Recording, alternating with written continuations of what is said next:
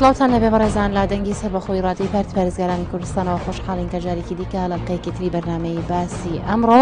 بەوەی عزیز و خۆشەوی شادەبینەوە هیوادارین بەرنامی ئەمڕۆمان و تەوەری ئەمڕۆمان جێگای ڕەزامەندی ئەوی عزیز و بەڕێز بێ. دەربەڕێزان هەرچەندە لە دڵی هەر کوردێکی نیشتیمان پەروەردا ئەوەی کە بەسەر خەڵکی کوبانێ دێت هیچ جیاوازێکی نییە لەگەڵەوەی کە بەسەر شنگال داهات، بەڵام لە ڕووی سیاسیەوە جیاوازی گەورە لە نێوان ئەو دوو کەیسەدا بوونی هەیە. خەڵکی شنگال جینۆساید کران، اینجا کۆمەڵگای نێودەوڵەتی هاتە سەرخەت، بەڵام دەکرێت بەر لەوەی کوبانێ پاکتاو بکرێت پێشمەرگە فریای بکەوێ. دیارە بەڕێزان بۆ قسەکردنی زیاتر لەسەر ئەم بابەتە زۆر بەڕێز کاک هۆزان ئەفرینی وەکو ڕۆژنامەنووس لە سەرهێڵی تەلەفۆن لەگەڵمانە. کاک هۆزان سڵاو دێبێم کاتت باش. سلااو ڕێز هەر بژێ بۆ هەمووتانەوە بۆ بینەرانەوە بۆ گوێبیستانی ئەم بەرنامەیان. زۆر زۆر سپاس دەکەم کاک هۆزان ئەگەر سەرەتا بۆ پرسیارە دەست پێ بکەم، چۆن ڕوانیتە ئەو کارەساتی کە بەسەر لە دوای ئەوەی کە بەسەر شنگال داهات بەسەر هاوڵاتیانی کوردی کۆبانێ داهات، خوێنەوەی بەڕێستان لەسەر ئەم بابەتە چییە؟ بڕاستی شەهیدانی ئێمە هەروەها کوشبەرانی ئەو ڕەوشەی کە ئێستا هەیە، هەروەها ڕەوشی کورد عام، یعنی ئەمە شتێکی تازە نییە لەسەر کورد، ئەمە بەردەوامە ژیانی ئێمە، کارەساتی لە دژی ئێمە، هەروەها مەترسیەکانی لەسەر ژیانی کوردی ئێمە لە تاریخەوە تا ڕۆژی ئەمڕۆ هەر بەردەوامە بووێ. ئەو ڕۆژ هەر دوور نییە، لە دوو مانگ لەمەوبەر هەر لە شنگال بوو، ئەمڕۆژ لە کۆبانیە و بەیانیش لە شوونێکی دیکەیە، ئەمە میحنەتی هەموو کوردە. بۆیە ینی پێم وە بوو ئەم مەسلەی شنگال و کۆبانی وەکو دەرسێک بێ بوو هەموو لایەنی سیاسەکانی کوردی، هەروەها بوو ڕەوشەنبیرانی کورد، ئەو بوو ئەو دیبلۆماسیانی کورد کە ئەوروپانە کە دەستیان ئەڕوان ئەبێ ئەوە هەوڵ بدەن بڕاستی دەنگی کورد بگەنە بە دنیا بە عالەم. ئەوە کوردی ئێمە 4 ڕۆژ لەبەر سنووری تورکیا نزیکەی 45,000 کەس هەموو منداڵ و ژن و پیر و کاڵ بوون، تورکیا ڕێگە پێ نەدا. ئەنجا دواتر کە عالەم دنیا رەخنەی کرد و ئەوە ئەنجا مافەکانی مرۆڤ ئەوان دنیای هەستن کە تورکیا ڕێگەی بوو کرد. یعنی لەلایەک بداخەوە وەکو کە ئێمە ئەمە ئەگەدارن تورکیا هاوکاری کوردی ڕۆژاوا ناکە، بجگاوە هاوکاری داعشی دکا بە گەورەی بەڵگەکانی کە هەیە لە بەردەستان، هەروەها ئەو گوندە نشینەکانی کە لە کۆبانی و دەروبەری کۆبانی هەموو تۆپاران دەکرێت بە ڕۆژانە، بە تانک، بە تۆپ، بە زریپۆش، بە هەموو چەکی قۆرس، چەکی پێشکەوتوو. ئەمە هەموو ئەوەیە کە بڕاستی نایەرانی گەلی کورد ئێوێن انتقام لە گەلی کورد بکەن، لە کوردستان بکەن لە ڕێگەی کۆبانی و شنگالەوە. ئەمڕۆ ئەگەر کۆبانی بەو شێوەی بە ینی 45,000 بوو، ئێستا تقریبا ژمارەی کوردەکانی کە تێپەری ئەو لەبوون بۆ ڕووباکووری کوردستان نزیکەی 100,000 کەسە. ئەمە بۆ ڕوودا، ئەمە هەموو پلانی وڵاتانی دراوسەی خۆمانن کە خۆیان بە دۆستی خۆمان بزانن. بداخەوە هەندی لایانی سیاسی خۆمانش بە هەمان شێوە هەر زۆر زۆر احتیادی ئەبینن ئەم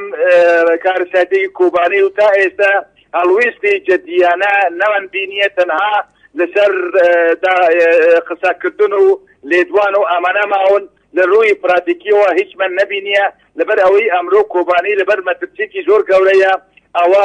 زیاتر لە 60 گوند هەموو چۆڵ کراون، بەڵام نکۆ کە هەموو کەوتن دەستی داعش چۆڵ کراون لە خەڵکەکە، بەڵام یەتەگێ هێزەکانی پارێستنی گەلی ڕۆژاوای کوردستان لەوێ بەرخودانی دەکا، خۆڕاگری دەکا، مقاومە دەکا، دۆنیش زیاتر لە 10 گوند ڕزگاری کردووە جاری دیکە. یعنی ئەمانە ئێستا وەکو بەرخودانی گەل بە هەمان شێوە بەرخودانێکی میژوویی بوو، دیرۆکی بوو. ئەمە 1 ساڵە لە کۆبانی ئەم حادثە هەیە، بەڵام بەداخەوە بەهۆی مەسەلەی سیاسی، ناکۆکیەکانی سیاسی هەندی حتا حکوومەتی هەرێمی کوردستان هەر بێدەنگ بوو. تا 2 مانگ لەوبەر پەرلەمانی کوردستان هاتە دەنگ و هەڵوێستی وەرگرت، بەڵام هەڵوێستەکەی پەرلەمانی کوردستان لە ڕۆی عملی و پراتیکیەوە هیچ بجێ نەکرا، تا ئێشتش هیچ من نبینیوە کە هێزێکی باش چەکداری باش یعنی چەکی باش چەکی پێشکەوتو ئەوەنەی کە هەبن لە حکومەتی هەرێمی کوردستان ڕەوانەی ڕۆژاوای کوردستان نەکردن تا ئێستا بە پێچەوانەوە هەر ڕێگا قەپات بوون ئەمە یەک ساڵە ئێمە داوامان کرد لە حکومەتی هەرێم لە ڕێگەی تەلەڤیزیۆن لە ڕێگەی پەیوەندیەکان لە هەموو لێکاکە ئەم ڕێگا بۆمان بکەن دەرەگەی سێماڵکە بۆمان بکەن با ئێمە بچن با هاتوچۆن هەبێ با ئیش و کاری مرۆوی هەبێ با چەکش بچێ بەڵام بەداخەوە حکومەتی هەرێمی کوردستان بەهۆی ناکۆکیەکانی ناوخۆیی خۆی و خۆتەژی ئاگادارن یعنی ئەمە بڕاستی نەتوانین یەک هەڵوێستێک بەرەمبەری ڕۆژاوای کوردستان بۆ پشتگیری و پشتیوانی ئەندی لایەنی حزبی هەنە ڕاستە بەڵام مەسەلەی حزبی تەنها کافی نییە ئەبێ حکومەتی هەرێمی کوردستان بفەرمی بڕیار بدێ بۆ پشتیوانی ڕۆژاوای کوردستان و اعترافکردن بە حکومەتی ڕۆژاوای کوردستان کە لە سێ کانتۆنی جزیرە و کۆبانێ و عەفرین پێکهاتووە ئەگەر ئاوا حکومەتی هەرێمی کوردستان اعترافی ڕسمی پێشکەش بکردە و اعترافی رسمی بە کۆبانی و عەفرین و قامیشتۆ وەکو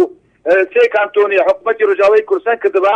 ئەمڕۆ ئەم شتا بەسەری کۆبانی نەدەهات ئەو ئەگەر بهاتش یەکسەر عالم یەکسەر بە شێوەیەکی فەرمی داوا لە حکومەتی هەرێمیان کرد کە با ئێمە یەکسەر مداخەلە بکن ئاوکاری بکەن بەڵام بەداخەوە ئێمە ئەو شتامان نەبینی لە حکومەتی هەرێم هەر چەندە ئێمە زۆر سپاسی حکومەتی هەرێم دەکەن کە پەنابەرانی ئێمە قبولیان کردو لای خۆیان و ئێستا هاوکاریان دەکە بەڵام لە ڕووی مەسەلەی جەنگی لە ڕووی مەسەلەی پارستن بۆ ڕۆژاوای کوردستان ئێمە هیچ هاوکاریەکمان نەبینی بەڕەسمی لە حکومەتی هەرێم تەنها لە هەندێک حیزبەکانی باشووری کوردستان منبینیە ئێمە دەستخۆشیش لەو حیزبانە دەکەن بەڵام وەکو حکومەت نەمەنبینیە بۆیە من ئێستا لەم ڕەوانگەوە و لەم رادیۆی پارێزگارانە من داوا لە حکومەتی هەرێمی کوردستان بکەم بەڕاستی وەکو ڕۆژەماوانێک وەکو سەرۆکی ڕێکخراوی پەنابەرانی کوردی ڕۆژاوا من پێم خۆشە حکومەتی هەرێم هەڵوێستێکی جدیانە و لە بەرامبەری کۆبانێ و لە بەرامبەری ڕۆژاوای کوردستان بگرە و اعتراف بە حکومەتی ڕۆژاوای کوردستان بکات وەکو حکومەتێکی کوردی کاوە زیاتر لە 7 مانگە فەرمی ئیعلان کراوە ئەمە من پێم وایە ڕەوشی کۆبانێ ئێستا مەترسیدارە ئەگەر حکومەتی هەرێم بێدەنگ بێ بەردەوام بێ بەدەنگی خۆی بڕاستی کارەساتی گەورەتریش ئەبێت بەڵێ کاک هۆزانۆ کۆزانین لە سەرەتای ڕاگەاندنی کانتۆنەکانی جەزیرە و کۆبانێ هەڵوێستی یەکێتی نیشتیمانی کوردستان لە بەرامبەر پشتگیریکردنیان بۆ ئەم ڕاگەاندنە باش بوو بەڵام پارتی دیموکراتی کوردستان هەڵوێستەکانی باش نەبووە واتە هیچ پشتگیریەکی نەبوو واتە بەڕێزت بە وتەکانی جەناب تاوامان بۆ دەرەکەوێ ئەگەر هەڵوێستی لایەنە سیاسەکانی هەرێمی کوردستان واتە باشووری عێراق بۆ ڕۆژاوا باش بووایە هاوڵاتیانی کوردی کۆبانێ بەو شێوەی ئێستا نابوون بڕاستی بۆ مەسەلەی ڕۆژاوای کوردستان ئەشکرایە یەکێتی نیشتیمانی کوردستان لە سەرەتاوە خاوەنی هەڵوێستێکی بوو و هەڵوێستی یەکێتی نیشتیمانی کوردستان لە ڕووی پراتیکیوێشەوە جبجێ کراوە و هاوکاری ئێمەش کراوە بڕاستی ئەمە جدی ڕێز و پێزانینە بەڵام پارتی دیموکراتی کوردستان بەداخەوە بەهۆی هەندی ئەجنیدەی خۆی لە ڕۆژاوای کوردستان کە هەندی پارتی بچووکەکان هەیە لە ناو ئەنجومانی نیشتیمانی کورد لە سووریادا بەهۆی ئەو پارتیانە بڕاستی پارتی دیموکراتی کوردستان ناتوانی هاوکاری ئێمە بکە لەبەر ئەوەی ئەو پێ خۆشە هاوکاری ئەو پارتانە بکە بەڵام بەداخەوە ئەو پارتانەش لەسەر عەرض الواقع نین خەڵکیان نییە ئەو پارتانە پارتی وەکو کاتی خۆ لێرە پارتەکانی زۆر بچووکیان هەبوو کە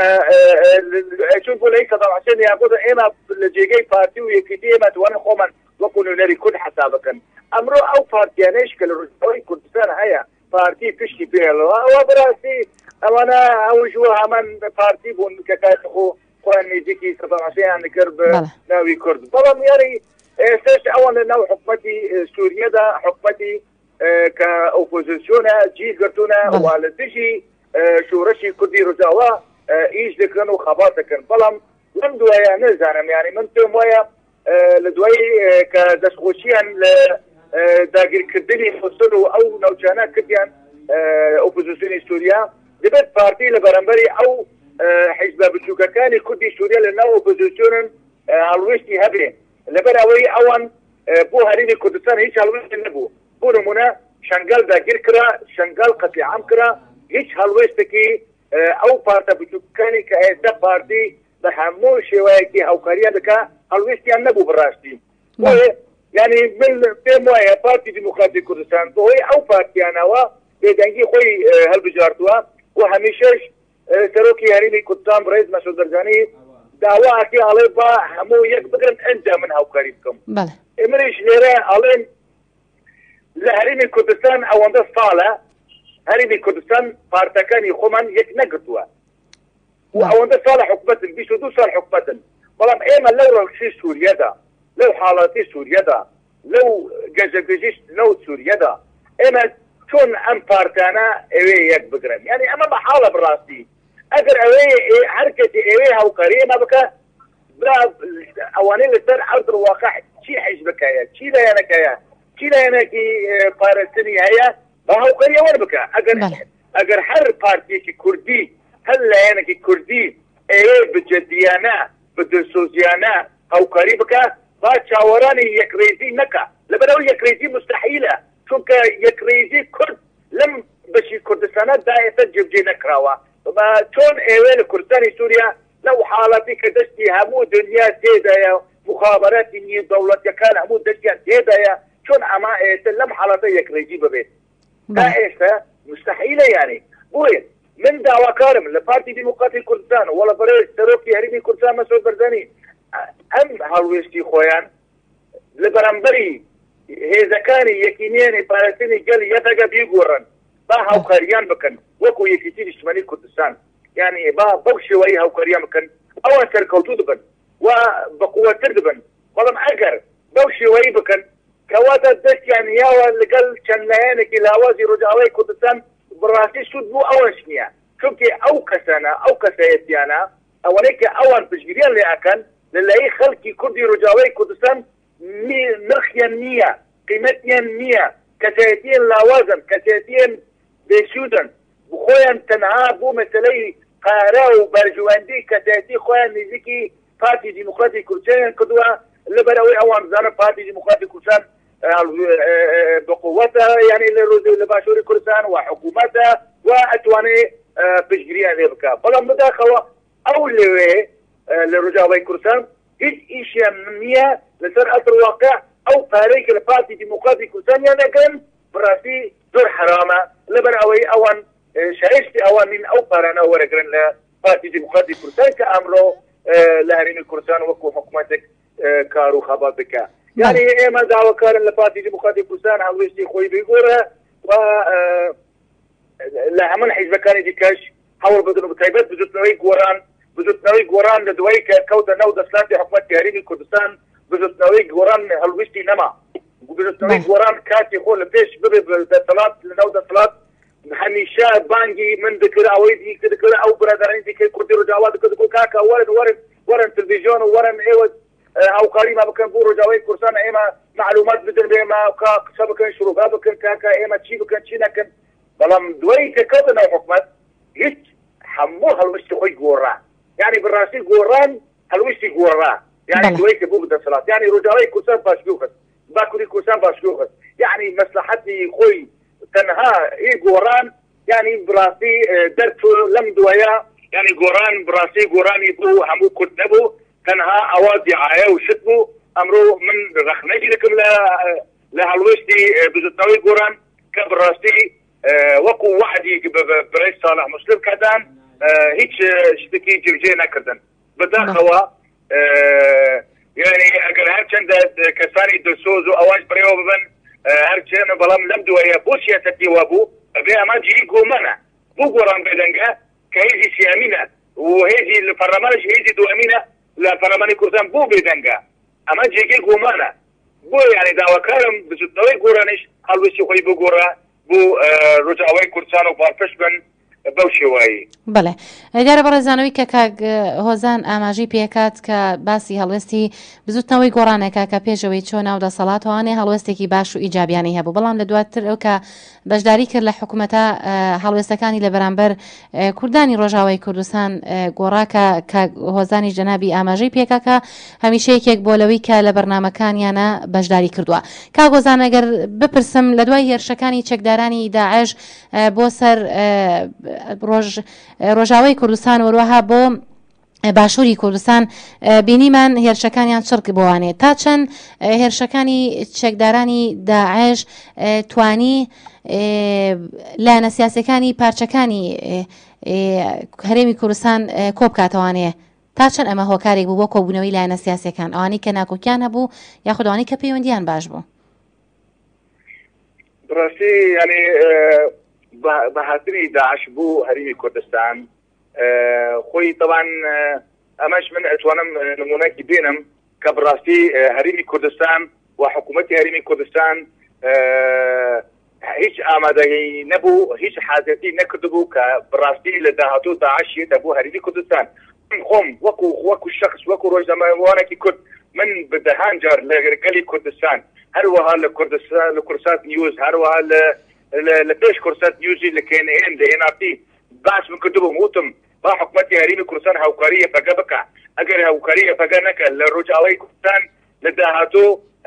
داعش ئەگەڕێتەوە یێتە بوو هەرێمی کوردستان و هەرێمی کوردستانیش داگیر بکە. ئەو کات هەندی برادەر هەبوو پێیان نەخۆش وتیان ئەمە چی قسەیەکە لەکوێ ئەوە داعشی تۆ بۆ هەرێمی کوردستان ئەوەندە دوورە و هیچ کێشەمان نییە لەگەڵ داعش. ئێمە ئەوە تەنها کێشەیە، کێشەی پەیەدە و داعشە، کێشەی یەکەگە و داعشە، هەر دەو شێوایی لە قەڵەمیاندا. بەڵام لە ئاخیرەکە ئەوە بوو خەڵک خۆتان ئاگادارن و ئێستش دیارە لە هەموو شوێنەی کوردستانی لە هەرێمی کوردستان شەڕ و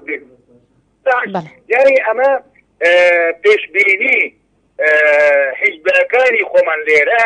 تەنها یەکێتی نیشتیمانی کوردستان بوو کە پێشبینی کرد ئەم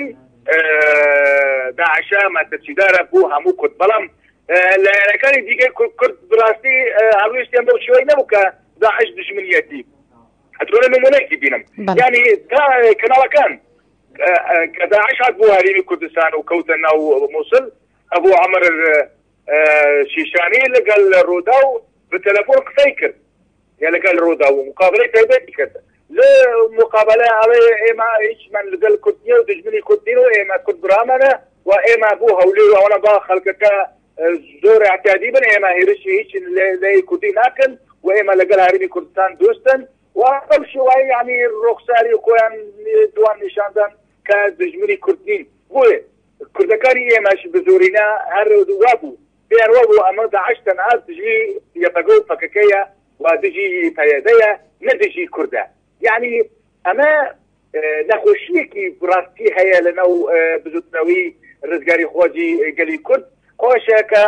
نەزانی کە نایاری خۆی نایاری هەموو میلەتی خۆیەتی تەنها وازانێ ئەگەر یەکی لایەنێک نایارتی لەگەڵ ئەو بکە وازانی تەنها نایاری ئەوە یاخود لایەنێکی دیکە. بەڵام بەڕاستی داعش ئەتوانم بڵێم حیزبی بەعسی عەرەبی ڕووخاوە جارێکی دیکە زندی بوو، بەڵام ئەم جارە بکراسی ئیسلامی زندی بوو. ئەمە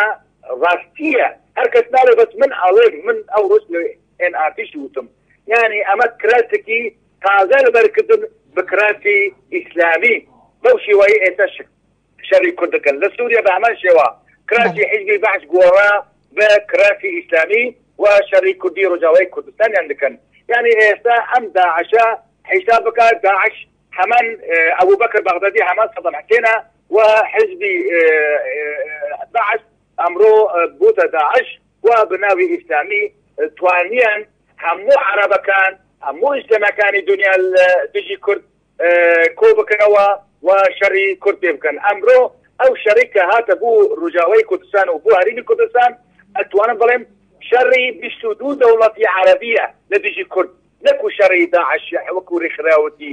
بچووک و ئەوانەیە. شەڕی 22 دەوڵەتی عەرەبی لەگەڵ هەندی مرتەزەقەی بناو ئیسلام لە جیهان هاتوونە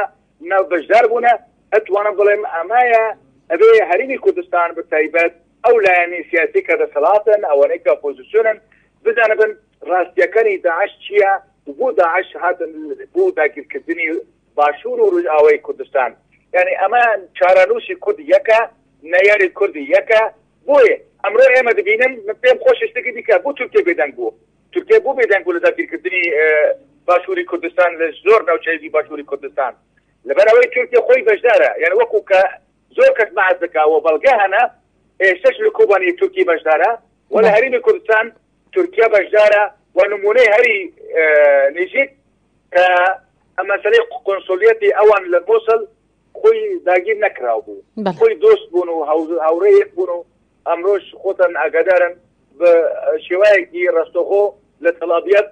ڕادستی تورکیان کرا لەلایەن داعشەوە و تورکیا بە شێوایەکی دیکە سینەلۆکی ئاگاردنەوە ئەڵێ ئێمە ئۆپراسیۆنمان کردووە ئەوەمان کردووە ئەوە ڕزگامان کردووە خۆی وان نییە پەیوەندی داعش لە ڕێگەی طارق الهاشمی لەگەڵ تورکیا زۆر بقوتە و ئەمانە عەرەبە سونەکانی عێراق و سووریا یەکیان گرتووە و چی عەرەبی هەیە سونە بزۆرینە لەگەڵ داعشن لەبەر ئەوەی ئەوان دەزانن تەنها لە ڕێگەی داعشەوە ئەتوانن نایارتی کورد بکەن وەکو چۆن جاران لە ڕێگەی حزبی بەعسەوە نایارتی کورد دەکردن ئەمڕۆ وایە بۆیە ئەوانەی هەرێمی کوردستان ئەو هێرشەی لەسەر هەرێمی کوردستان بووە و ئەو بەرخودانی کە پێشمەرگەی کردووە پێشمەرگەی سارامان و ئەمە ڕاستی ئەگەر مێرخاسی و عەگیدی پێشمەرگەی قارەمان نەبا و لەناو ئەوەندەش بتایەتی تایبەت دژە تێرۆر ئەگەر نەبە بڕاستی دەوشکی ئالۆز بوو هەروەها گەریلەکانی پارتی کرێکەرانی کوردستان کە ئەوانشی ڕۆلیەکان هەبوو هەروەها بەگەل لە شەنگەر ڕۆلیەکەی هەبوو ئەمانە یعنی هێزی کوردی هەیە ڕۆژاڵاتی کوردستان بە هەمان شێوە یعنی ڕۆلیان هەبوو بۆیە یعنی لە هەرێمی کوردستان یەکڕێزی هێزەکانی سەربازی کورد هاتە ئارا ئەمە زۆر بینن بوو پێم خۆشە ئەمڕۆژ لە کۆبانی بە هەمان شێوا بێ هەموو هێزەکانی کوردی ئەگەر خۆمان من ناڵێم با پێشمەرگە بنرێنن بەڵام با هەوڵ بدن چەک بنرێنن چونکە پێویستی کۆبانی بچەکەیە پێویستی ڕۆژاوای کوردستان بچەکەیە ئەمڕۆ ئەگەر چەک بگرن دەستی ئێمە لە ڕۆژاوای کوردستان بڕاستی هیچ کێشەیەکمان نییە هیچ پێویستیمە بە دەربی ئەمریکاش نییە ئەمریکا ڕاستە خۆی ئامادە کردووە ئەڵێ من لە شوێنەکانی داعش دەم لە کۆبانی و دەروبەری کۆبانی بەڵام ئەگەر چەک هابا بڕاستی پێویستی بەوەش نەبوو چونکە ئەوە 3 ساڵن ئێمە لە ڕۆژاوای کوردستان شەڕی بەرەوانی لە خاکی خۆمان کردووە لە دژی داعش لە دژی جەبهەتە نەسرا لە دژی ئارتشی ئازاد لە دژی ئەحرار الشام لە دژی ڕژیمی سووریا بەڵام ئێمە تەنها ئەمڕۆ چەکمان پێویست بوو لەبەر ئەوەی چەکی داعش کە هاتە 8 فرقەی عێراقی چەکیان بوو خۆی بەر و تورکیاش هاوکاری دەکا ئەمە هەموو بوو بە لایەنێکی چەکداری کە چەکیان زۆر مهم لەگەڵا وەکو چەکی ئەمریکی ئەمەش یانی بۆ ئێمە بوتە جێگەی ینی نیگارانی بڕاستی کە داعش مەترسێکی گەورە بووە بۆ هەرێمی کوردستان و بۆ ڕۆژاوای کوردستان تەنها بۆ کوردە بۆ هیچ لایەنێکی دیکە مەترسی نییە بڕاستی بەڵێ کاگۆزان بۆ پێی کە ئەم گروپە پێویستی بە توانایەکی چاک هەیە یاخود توانایەکی بەهێزتر هەیە بۆ ڕوبەڕووبوونەوەیان وەکو بەرپرسێکی پارتی کرێکارانی کوردستانیش ئاماژەی پێکە دەم هات ئاگیت کە باز لەوا کات ئەم هێزانە پێویستیان بە چەک و تەقەمەنی بەهێز هەیە واتە ئەوانەی کە ئایانەوە بەڕۆڕووی ئەم گروپانە ببنەوانێ هەم بە هاوبەشی هەموو لایەنە سیاسیەکان پێویستیان پێی هەیە تا چەند لە ئێستاە پەیوەندی کراوە بە وڵاتانی ترەوانەیە کە پێم وایە وڵاتی ڕوسیاش ئامادەی ئەوەی کە پیشان داوە کە هاوکاری سەربازی پێشکەش بە عێراق و یاخود ئەو جێگانە بکە کە مەترسی لەسەرە ئەگەر لە حاڵەتێکە لە ڕووی توانای سەربازی یاخود لە توانای ئەو پێداویستیانەی کە گرنگە بۆ ڕوبەڕووبوونەوەی ئەم گروپە ئەگەر دابین بکرێت تا چەند ئەتوانین بەسەر ئەوەیە زاڵ بین کە ڕوبەڕووی ئەم گروپە بۆ سینەوانی یاخود بڵین بە شێوەیەک لە شێوەکان مەترسیەکانی سەر ئەم گروپە نێڵین لەسەر ناوچە کوردستانەکان أنا براسي لبيش مسألة شك مسألة إرادة جرينجا أمره جالي كنت خواني إرادة كأعداد يخوي أو إرادة كسور بقوته ملتي كنت لبرا أوي خوي خواني أم خاكايا يعني أوي كعيرشتك داقي كر نتواني يعني بردوام لكن لو شوني كداقي بكت لبرا أوي خلق لك يا هروها يعني بماطة أو هاتوا اشتكان بيشاري كردوا ما فكان إيما بيشاري كردوا بلام مشاري عسكري يعني مشاري زور بريكا براستي لبرا هوي حمو ولاتان بشك شاردكن چەکی قورسشار دەکەن ئەگەر ئەمریکا بێوێ بڕاستی ئێوێ هاوکاری کورد بکە کاتی خۆ هەر کەسی دییان گوت پەکەکە داوای نەکردو لە ئەمریکا بۆیە ئەمریکا هاوکاری نەکە بەڵام ئێوە شەکەدارن برێز جەمیل بایق خۆی داوا لە ئەمریکا کرد وڵاتانی ئەوروپا کرد گوتی ئەبێ گەریلەکان و یەکەگەشت وەکو پێشمەرگای بچەک بکەن لەبەر ئەوەی ئەوەنش ئەمڕۆ لە بەرامبەری داعش ڕوولی زۆر بەغێزانە زۆر بقوتەنە و هەموو دنیاش دەزانێ ئەوە 3 ساڵە ئێمە تایبەت لە ڕۆژاوای کوردستان وەکو یەکەگە شەڕی ئێمە لە دژی داعشە بووە و ئێستاش بەردەوامە و گەریلەکانی پەکەکەش زۆر لە ڕووی پەروەردا لە ڕووی پشتگیری داون و ئەمان ڕاستیەکە بۆیە یعنی ئەمڕۆ هەموو کەس دەزانێ کورد پێویستی هەم بە چەکی هەیە بە هەموو شێوەیەکی بەڵام ئەگەر چەکی نەبێ کورد هەر خۆی دپارێزێ و کورد هەر بەرگری لە خۆی دەکات بەڵام یعنی ئەو کات دەزحیە زۆرە فەدەکاری زۆر دەبێ هیلاکی زۆر دەبێ بەڵام کورد خۆی بە هیچ شێوایی لەناو ناچێ و هیچ ئیرادی کورد لەناو ناچێ بەڵام ئەگەر ئەوروپا و ئەمریکا بێوێن بڕاستی ئێوێن دۆستێکی خۆی باش لە بوو داهاتووی بوو خۆیان لە وڵاتی ناوی ببینن ئەوە کوردە لەبەرەوەی کورد بە هیچ شێوایی خیانەت هیچ لەیەک نەکردووە لە هیچ وڵاتێکی نەکردووە لە هیچ ملەتێکی نەکردووە بالعکس کورد ئەمڕۆ زۆر مسامحە زۆر لێبوورگەرە کورد لەناو کورد ئەمڕۆ لێرە و لە باشووری کوردستان و لە ڕۆژاوای کوردستان وەکو هەمووان زانن مەسیحی هەروەها یاهودی جوولەکە هەروەها هەموو ئاینەکان حاضرن و زۆر بڕێک و پێکی ژیانی خۆیان بڕێوە دەبن و میلەتەکانی دیکەش ئێستا بنمونە عەرەب لە کاتی سەدام حوسێن هیچ کوردێک ناتوانێت بچوە بوو بەغا هیچ کوردێک ناتوانێت بچوە بوو کەربەلا بەڵام ئەمڕۆ ئێمە لەبنینە سلێمانی و هەولیر و دهۆک بڕن عەرەب یعنی ئەمە تەماشاکە مافی عەرەب لەوانەیە لێ مافی کوردی ڕۆژاوای کوردستان و تورکیا زیاتر بێت لێرە بەهۆی ئەو قیمەتی کە نرخی هەیە بە عەرەب بەڵام هەر عەرەب ڕازی نییە هێستاش ڕازی نییە کە کورد ئەوەندە قیمەتی و نرخیان بۆ ئەوان داناوە بەڵام بەداخەوە یعنی ئێمە وەکو کورد کێشەی ئێمە ئەوەیە ئێمە بگشتی یەکڕێز نین یعنی ئەگەر یەکڕێژی نەبن ئەبێ یعنی کەمتر ئەبێ یەک هەڵوێست بن ئەبێ یەکتر پێ بگەن ئەمەش نەبووە ئەو کۆنگرەی نەتەوەی تا ئێستا جێبجێ نەکراوە کە ئەو کۆنگرەی نەتەوەی ببەستە و ئەو کۆنگرەی نەتەوەی بڕیارێکی بدا بۆ عالەم بۆ دنیا کە ئێمە چەکمان دەوێن بۆ هەموو بەشەکانی کوردستان کە هاوکاری بکەن بۆ بەرگری لە خۆیان بکەن بەڵام تا ئێستا کۆنگرەی نەتەوەی نەبستە یعنی حیزبەکان هەر کەس لای خۆیەوە بە ئەمریکا باوەڕی دیکە بڵێ بەڕاستی من پێم وایە لاوازی دروستە بە بۆ ئەمریکا بجددی نابە بەڵام وەکو ئێرە ئەگەر داعش نزیکی هەولێر نەبا ئەمریکا مثلا جددی نەدەکرد و لەبەر ئەوەی بەرژۆندی ئەمریکا لە هەولێر و لە دەروبەری هەولێرە و لە هەرێمی کوردستانە بۆی ئەمریکا کەوتە جۆمەجۆڵەتی بلەد و شەریع ئەگەر ئەوە تەماشاکە کوبانی یەک ساڵە ئێمە هاوار دەکەین یەک ساڵە لە کوبانی شەڕە دوورپێش کراوە کوبانی لەیان چەتەکانی داعشەوە و لە باکوورەوە لەلایەن تورکیاوە بەڵام هیچ لایەنێکی مەسەلە گەورە بە ئاساس نەبینین ئەمریکاش هیچ تەنها تازە هەستی پێی کردووە کە مەسەرچێکە لەسەر کوبانی هەژماری کوبانی 750,000 پێفەری دکا کە هەموو کوردی ڕەسەنن بداخەوە تازە هەستیان پێ کردووە کە مەسەرچیەک هەیە بۆ یعنی پێم وایە یعنی لایەنی سیاسی کوردی ئەبێ یەک بەرنامەی هەبێ بۆ داواکردنی چەک بۆ هەموو لایەک نەتەنها بۆ لایەکی بێ چونکە ئەمڕۆ وەکو چۆن بۆ پێشمەرگە پێویستە بۆ پارێزنی هەرێمی کوردستان بۆ یەکەگەشت پێویستە بۆ پارێزنی ڕۆژئاوای کوردستان لە دژی هێرشەکانی داعش و ئەوەی دیکە بەڵێ کاک هۆزان بۆ پێی کە کاتی بەرنامەکەم هێندەی نەماوە بەڵام دەمەوێت ئەم پرسیارە بکەم بە دوای پرسیاری بەرنامەکەم لە ئێستاە وەکو زانین باز لەوا کرێت ئەو دەنگۆیانە بڵاوە کە وڵاتی تورکیا سیاسەتێکی استراتیژی لە بەرامبەر داعشە هەیە دەکرێت بپرسین لە ئێستا باز لەوا ژەکرێت کە تورکیا بەتەمایە سنوورەکانی خۆی لە بەرامبەر ئاوارەبوونی کوردانی کۆبانەیە دابخە بەڕێستان هەڵوێستی ئەم وڵاتی تورکیا چۆن هەڵەسەنگێنن ئەم هەڵوێستی کە لە بەرامبەر کوردانی کۆبانێ هەیە یاخود ئەو سیاسەتانی کە لە بەرامبەر داعشە بوونی هەیە لە نێوان ئەم تورکیا سیاسەتێکی دڕوەتی بڕێوە دەبێ هم لك لقل داعشة وهم لك علي من وكو كاري مرودي لقل كردم وبوشوي علي هريمي كردستانيش منها وكاري هريمي كردستان دكم عوادكم بلا مداخل ولكاتي هريمي كردستان داعش هات زور روشكان داگیر کرد ترکیه هر بیدن بود امروز کوبانی داگیر دکا گندکانی کوبانی داگیر که ترکیه هر بیدن که اورکانی اینا چوستا سنور ترکیه 3 روز درگه داخل قبولی نکرد لذلك ودرجة بو داعش دكا تفاري نو كوباني نو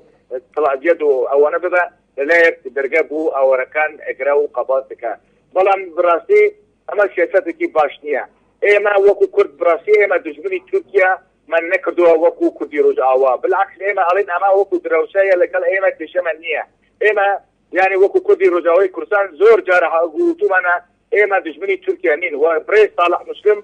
دو جار تروجو تركيا ولقل بربرسان تركيا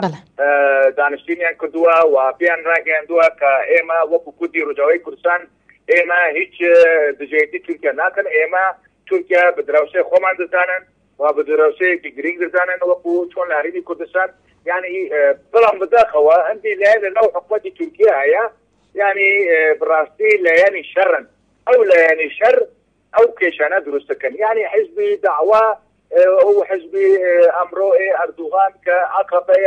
حزبي عقبه كاستا دوبالي هي او دوباليا كيش درستك بالك هي من روا بالك هي تون روا بوي ام كيش درست به يعني تركيا او بالي تون رو لنو عقبه لقل داعش وصديق قد بشجري داعش دكا بو اوي خونكاني خيالكاني خويان وكو دولتي عثماني جارك ديكا جيفدي بكن دولتي سني درس بكن وبين خوشا كوباني داغير بكري وداعش بالدروسي تركيا وتركيا ريجي داعش وبتوار بها مو وطني عربيش داغير بكا ودوتر تركيا دتي تر داعش وداعش ابيبا تياوي تركيا وتركيا جارك ديكا وقت شون كاتيغو عثماني توار قرن عرب همو داگیر کردن و سوکیتی با عرب کرد جاری که دیگه ام داعش ایوی و بکی که ترکیه جاری که دیگه همو ولطانی عربیش داگیر بکا و نوچش بخجه دستی خوی و کنترول خوی و برئیس اردوغان جی خوی بکا به سلطانی ام ولطانا یعنی اما پروژه کی وا هيا براسي بتوي لك خیالی دیه هيا بلان بوه يعني هلويستي تركيا هلويستي راس نيا استا وهم بو فارستني هريمي كردستان هيج هلويستي نبو كادي داعش امروش بو كوباني هلويستي نيا ولدهاتو دور نيا او بعكس ولديجي تركيا داعش بك شيك بو تركيا وتركيا براسي لنو خوي خدا او كساني تنرو وكو داعش ببن دسلات وتركيا لنو بشي دسلات هي داعش لنو بشي دور نيا اماش احتمال هي او شتاجي جوجو كري ولدهاتو اما لرودو كان اقدار دبن كشي رودتا وبوشوي اما وعلن من وفكري من اوايا بوشوي اتوانا بوشوني خوم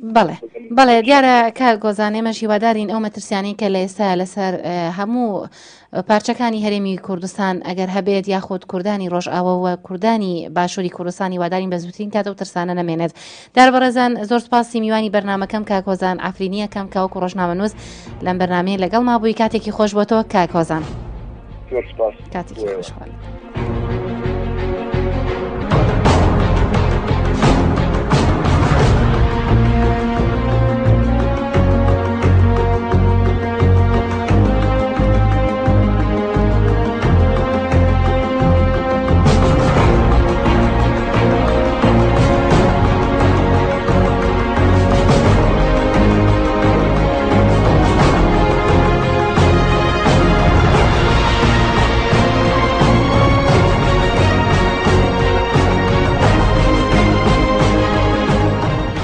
خۆشەویستان و ڕێز و خۆشەویستی ئامادەکار و پێشکەشکاری بەرنامە ڤینۆس لە ئەستودیۆ و هەروەها جێبەجێکاری بەرنامە هاوکارم دڵزار لە بەشی کۆنتڕۆڵ قبول بکەن